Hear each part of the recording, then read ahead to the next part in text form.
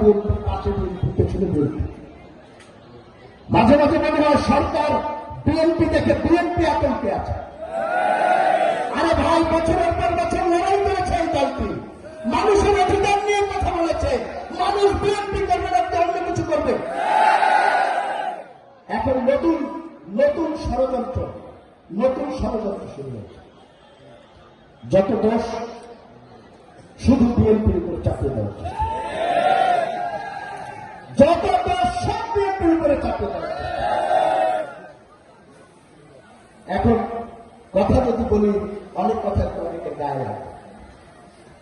যেটি বলেছিলাম না যে আমরা যখন লড়াই করেছি তখন আমরা ছাত্রলীগ করেছি, আমরা যখন জেল কেটেছি তখন আমরা আওয়ামী লীগ করেছি।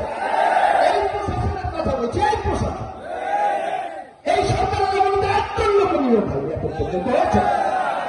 এই পুলিশ, আজকে যারা পুলিশে আছে, আজকে যারা প্রশাসনে আছে, এই লোক তো শেখ হাসিনার আওয়ামী লীগ করে।